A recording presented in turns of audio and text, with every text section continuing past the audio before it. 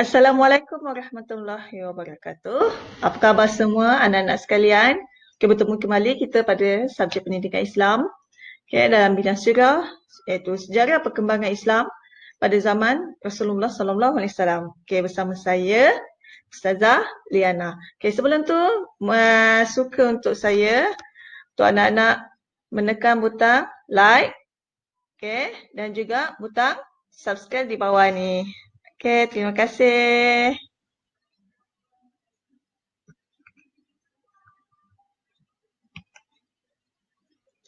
Okey, mari kita tanda tangan bersama untuk baca doa belajar. Okey, bismillahirrahmanirrahim.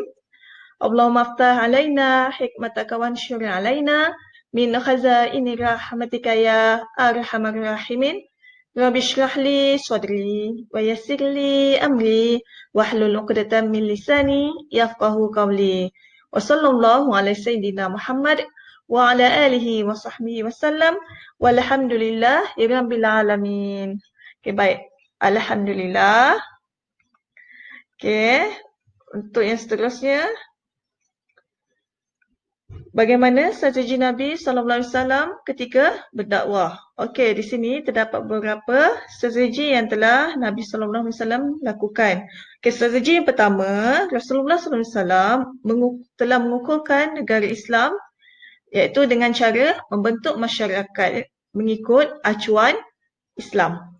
Okey, di mana Rasulullah SAW telah menghapuskan amalan jahiliyah seperti penyembahan berhala dan hidup mementingkan kabilah serta keturunan.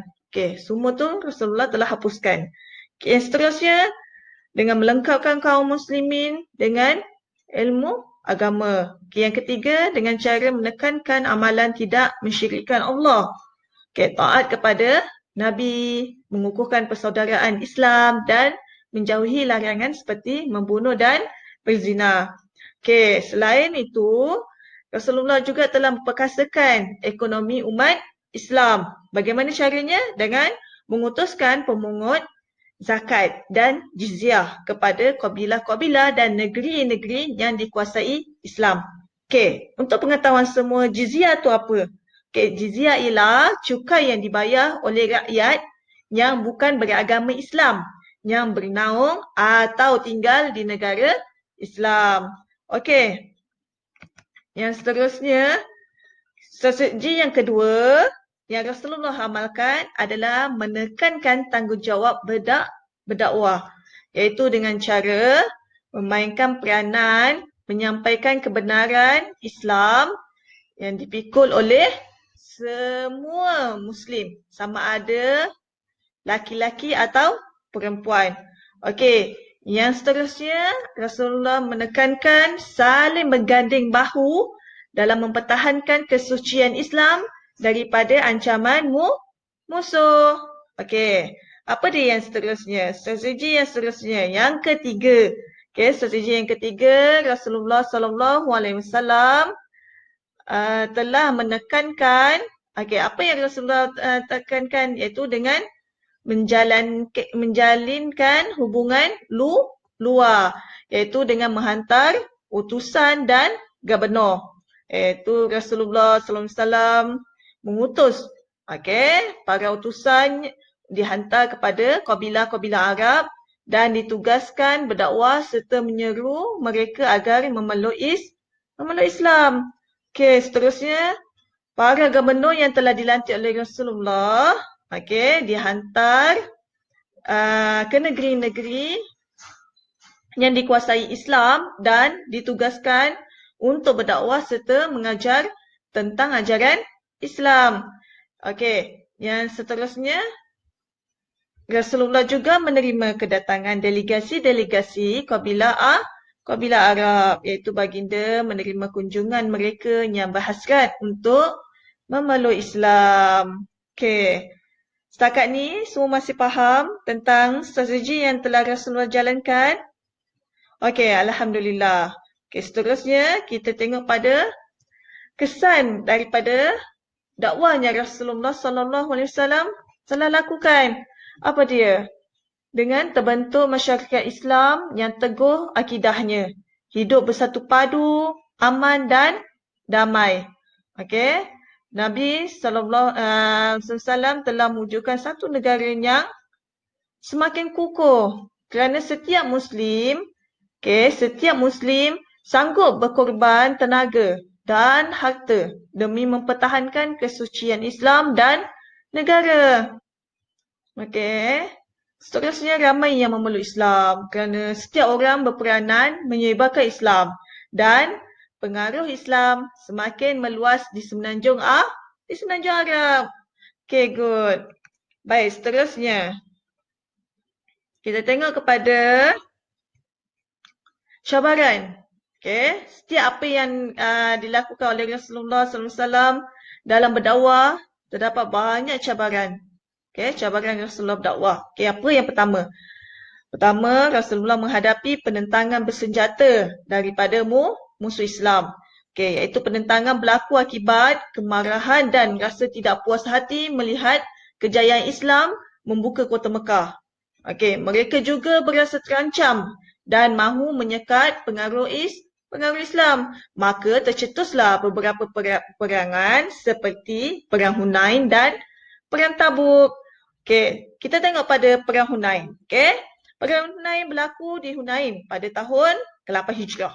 Iaitu di mana peperangan ini tercetus apabila Kabilah Hawazin dan Bani Thaqif tidak berpuas hati dengan kemenangan Islam dan mereka terasa terancam. Jadi bilangan yang menyertai peperangan ini, orang Muslim seramai 12,000 orang. Okey. Dalam peperangan ini, tentera musuh telah membawa anak, isteri dan semua harta benda bersama-sama dengan mereka. Okey, peperangan ini berakhir dengan kemenangan pada pihak Muslimin. Alhamdulillah, okay, selepas peperangan ini, ramai daripada mereka memeluk Islam, termasuklah Malik bin Auf yang mengetuai peperangan ini sendiri. Okey, seterusnya kita tengok kepada cabaran yang seterusnya dalam peperangan Tabuk. Okey, dalam perang Tabuk, berlaku peperangan ini di Tabuk, iaitu pada tahun ke-9 Hijrah. Peperangan ini tercetus apabila kerajaan Rom berasa terancam. Okay, dia rasa tergugat dan mahu menyekat pengaruh Islam yang semakin meluas. Jadi bilangan kaum muslimin adalah seramai 30,000 orang, manakala bilangan musuh adalah seramai 40,000 orang. Okay, beza 10,000. Okay, jadi peperangan ini berakhir dengan kemenangan di pihak muslimin tanpa berlaku pertempuran setelah Allah mencampakkan rasa gerun dan takut di hati musuh. Okey, jadi musuh tarik diri. So alhamdulillah. Okey, seterusnya cabaran berdakwah Rasulullah sallallahu alaihi wasallam yang kedua. Okey, adalah dengan menghadapi golongan munafik. Rasulullah sendiri menghadapi golongan munafik, iaitu siapa dia golongan munafik? Mereka ialah yang berpura-pura Islam dan tinggal bersama-sama dengan kaum muslimin. Golongan ini selalu mencari jalan untuk melemahkan kekuatan umat Islam. Okay, antaranya apa yang mereka rancang? Okay, iaitu mereka sentiasa memberikan alasan dan menolak apabila diminta berganding bahu mempertahankan agama dan negara. Okay, contoh untuk menyertai peperangan. Mereka tidak sertai. Okay, yang seterusnya, mereka menjalinkan hubungan dengan Raja Rom untuk bersama-sama melemahkan umat Islam. Okay, yang seterusnya, mereka membina Masjid Diror dengan tujuan menyaingi Masjid Quba.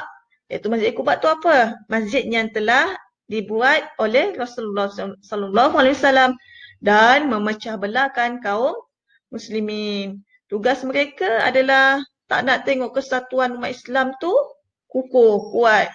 Okay, mereka mahu melemahkan, mahu pecah belahkan. Okay, yang seterusnya.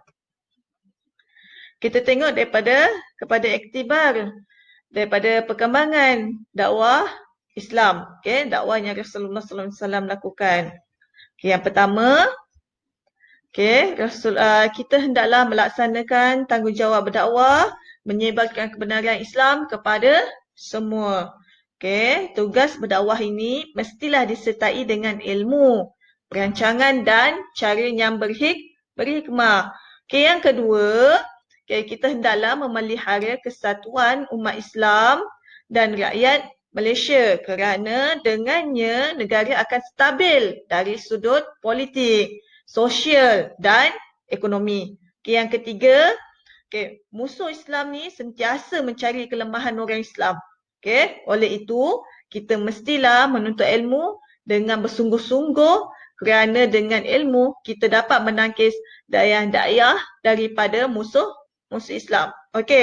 Untuk rumusan bagi topik kita pada kali ini. Rumusannya adalah kita perlulah kuat mengharapkan pertolongan daripada Allah Subhanahu wa taala dan kita tengok pada pengorbanan Rasulullah sallallahu alaihi wasallam, para sahabat baginda sehingga kini Islam jadi berkembang ke seluruh dunia malahnya.